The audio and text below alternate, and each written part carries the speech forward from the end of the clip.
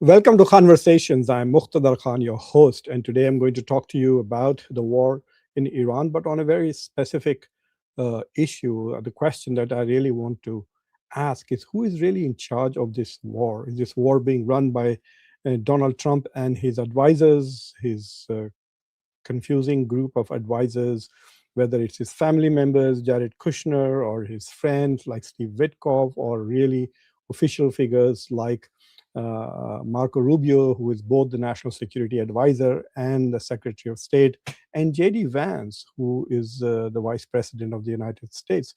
So, are these people who are actually running this war, or is this war being run by uh, Israeli Prime Minister Bibi Netanyahu? That is the question I do want to ask. So there are some interesting developments in the media here. For example, I want to share this article with you. It says, this is in the Independent. It says that finally Donald Trump has realized that he has been played by Israel. Now, what has happened is that there has been a leak from the White House that in a phone conversation with Donald Trump, uh, Israeli Prime Minister Netanyahu was trying to encourage Donald Trump or influence Donald Trump or compel Donald Trump to ask the Iranians to rise up and protest in the streets. And he told Donald Trump that, look, we have been bombing all the police stations all over the city. We have been hitting Basij, which is IRGC's internal security affiliate. We have just killed Basij's chief, the head of Basij. And so we are reducing the potential threat. This is Netanyahu's argument that we have demolished all of these people, so it's time for the Iranians to rise and protest.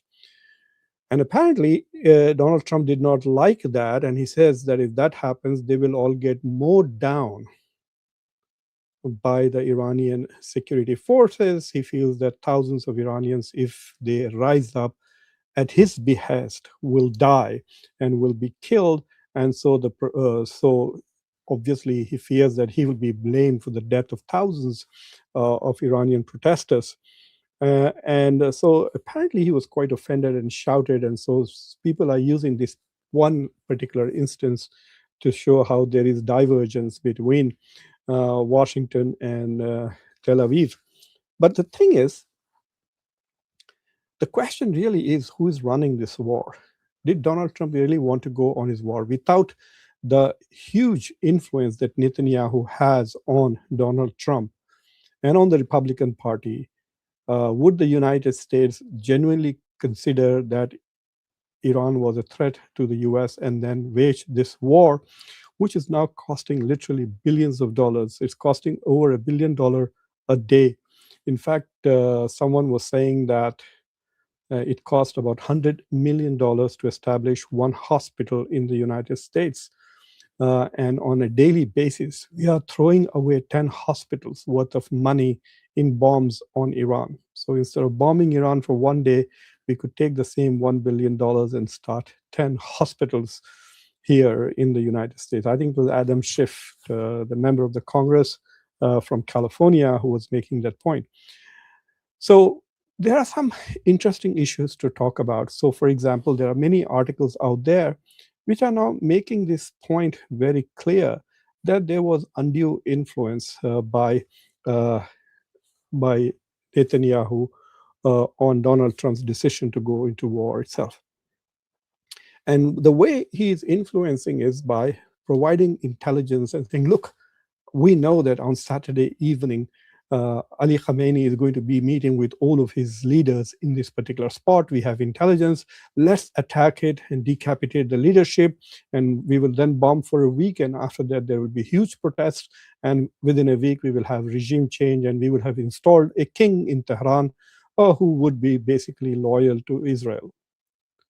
And Donald Trump found that attractive, this assumption that, oh, we can kill all the leadership in one shot.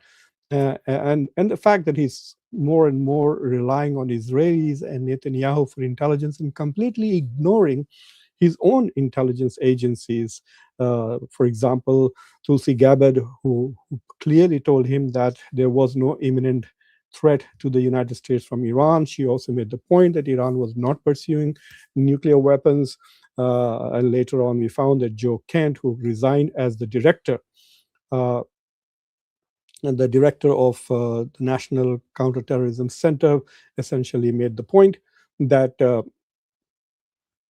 that the United States had there was no intelligence that there was threat to the U.S. and so it is only under Israel and Israeli lobbies pressure that President Trump decided to go to this war. But what is also interesting is that Donald Trump now wants an off ramp. Donald Trump wants to get off this war. He wants to end it. It is having a devastating impact on the US economy, for example. This is something I want to show a bit later. So, for example, the price of gas has gone up by close to $4 here. It used to be $2.9. So every time we buy a gallon of gas, we're paying $1 more, and it has a huge impact.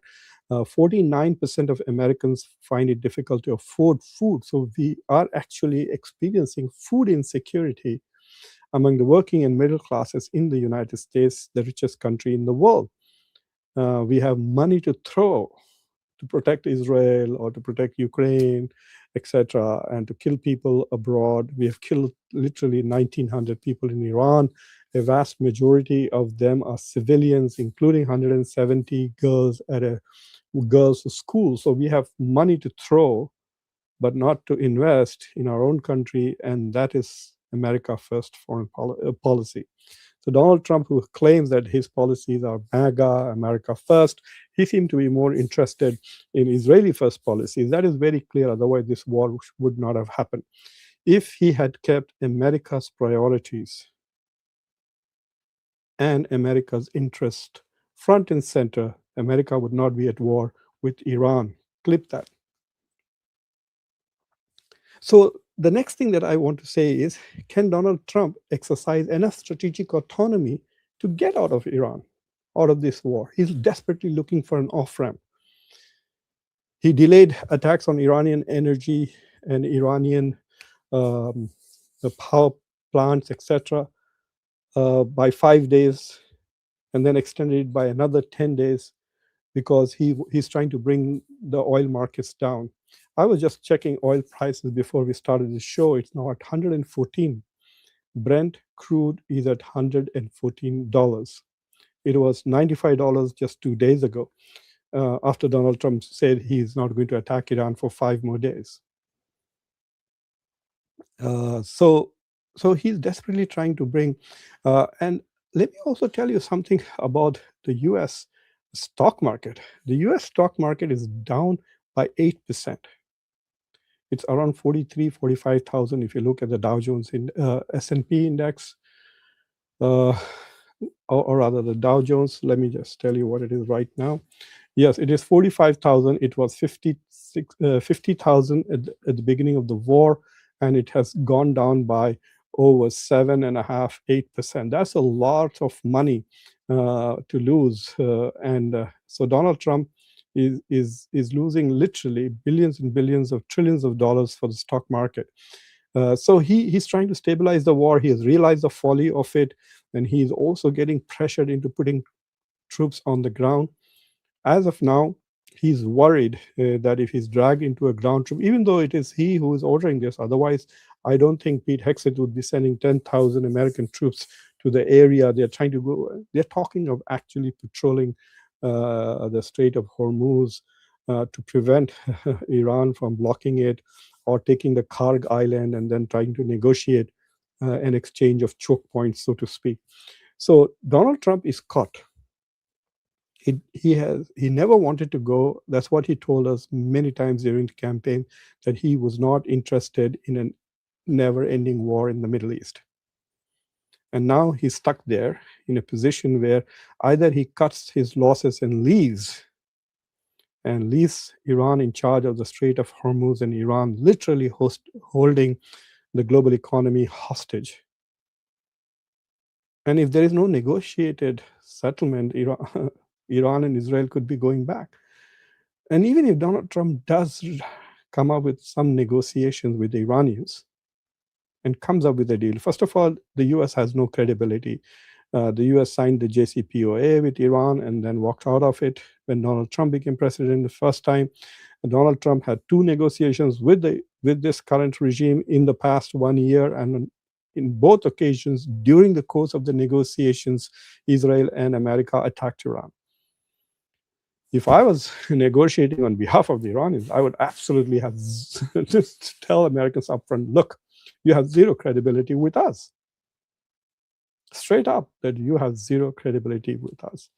So how are you going to assure us that whatever promises and agreements you make, you will uphold this? So the incentive has to be very high for Iran to accept such a risky offer, which is basically because once the war stops, one of the issues that is plaguing the US and Israel right now is a shortage of munitions. We are running out of it. It seems the United States fired 800 Tomahawk missiles at Iran. Already they are running out of supply. So if the war stops, the US will replenish itself, so will Israel in a few months, and they will attack Iran again. Because this is what Israel does these days. It's just a warmongering country. It's perpetually at war. Right now, Israel is on war on 4 fronts. Still killing people in Gaza, still killing people in West Bank, still killing people in Iran, still killing people in Lebanon. Thousands of them are civilians. Israel has killed more civilians in the past, in this century, than all terrorist groups combined. So Israel will continue fighting. So what is the guarantee that the United States can give? I don't know what guarantees the Iranians will be willing to accept. But I think the carrot of getting rid of all sanctions might be tempting enough for the Iranians to risk this ceasefire. But let's say the US and Iran do reach an agreement. Will Netanyahu abide by it? Go back and look. Even after the Gaza ceasefire, Netanyahu was unwilling to fulfill his obligations. He continued killing people in Gaza long after the ceasefire was announced, including so Donald Trump realized at that time, and we all realize that Donald Trump has zero influence over Netanyahu. On the contrary, Netanyahu has more influence. So Netanyahu starts this war, and it is Netanyahu who will determine whether this war will end or not, and not Donald Trump. If you remember when Israel and the US attacked Pars, the Iranian gas fields which they share with the Qataris. The Qataris call it the North Field. And then the Iranians responded by completely destroying Ras Laffan and causing tremendous damage to the Qataris. They say their setback is about 5 years it will take them to recover from the losses that they suffered in their one attack from Iran. And so then the Qataris put a lot of pressure on the US, and then the US said, look, we didn't do this, we did not know this, only Israel did it. So Israel is not sharing intelligence with the US about its attack. I mean, this is rubbish. The Israelis clearly told everybody in the media that, look, we did it with the US green signal and in collaboration with the US. So basically Donald Trump was lying when he said that we didn't know about the attack, we didn't do it because he didn't realize that the Iranians would hurt the Qataris so badly and the Qataris would be screaming. These poor Arabs, I feel sad for them. So much money, so much resources, but they're so desperate and helpless, caught between these 3 countries. So it is very clear that that there's no way that this American president is able to exercise any influence over Netanyahu. He didn't all this bad planning. So I'm coming back again at 10:30 to talk about how Iran has damaged all of America's military bases across the region, forcing Americans to move into hotels. I want to do an independent show on that. So please come back at 10:30 and we will talk a little bit more about that. So I have 2 more shows that I'm going to do tonight. So my next show is at 10:30 in about 15 minutes after I finish this. So I'm going to be doing this.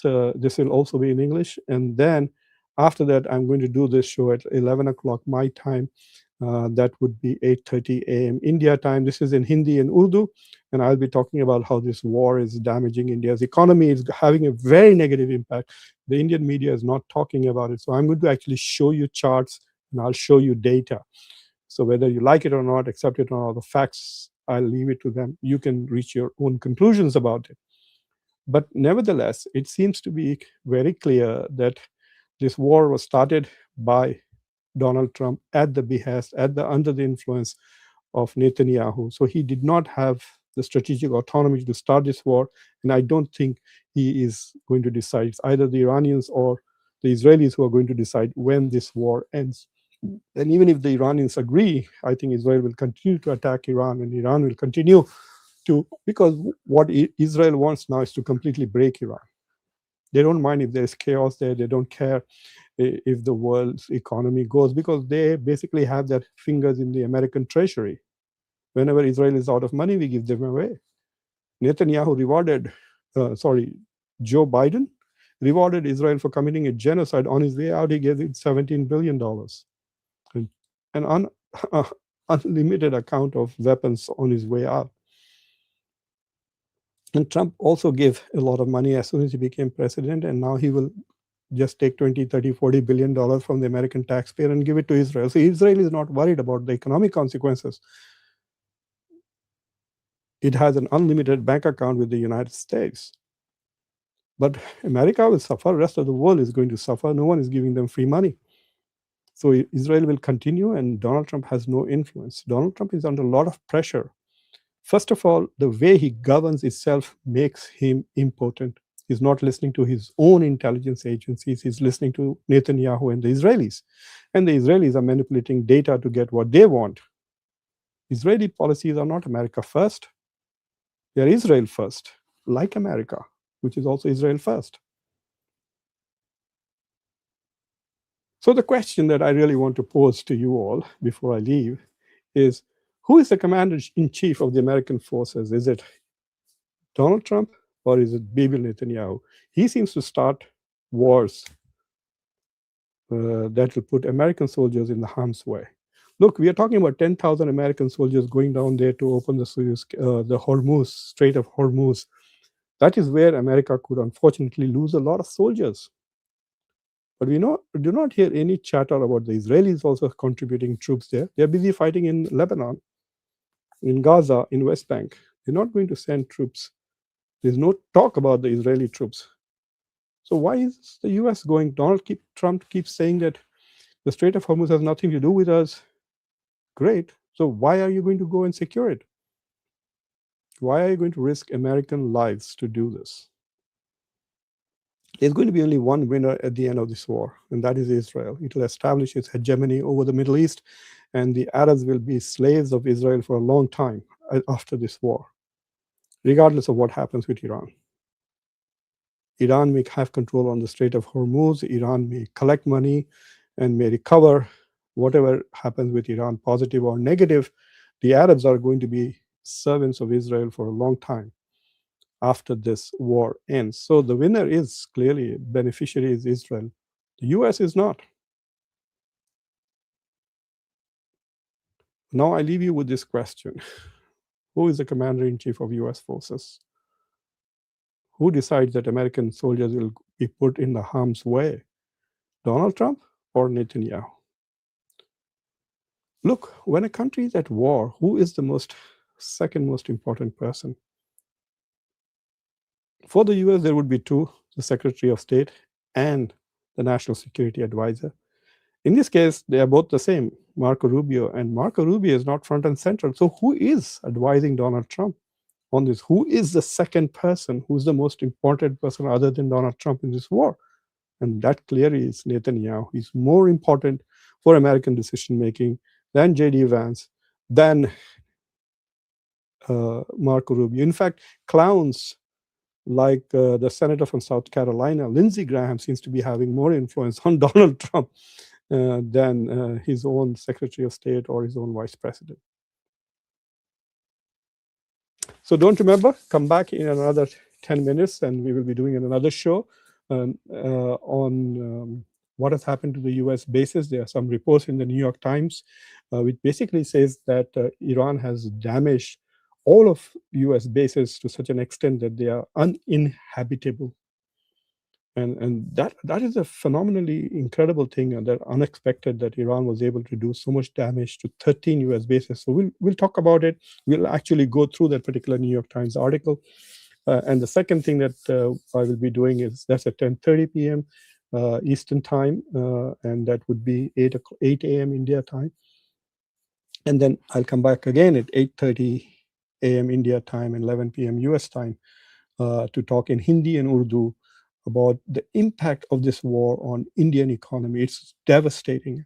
I know Indians want to pretend that everything is fine, nothing is happening, but I'm going to show you data about the stock market, about investments, about the rupee, about pricing, supply, and basically show you how, while the bombs may be falling in Iran, the damage is happening to the Indian economy. Please subscribe to the channel, like this video, press the bell icon, and don't forget to share this video with your socio-political network. Until next time, that is in 10 minutes, I'm your host, Muqtada Khan. Take care.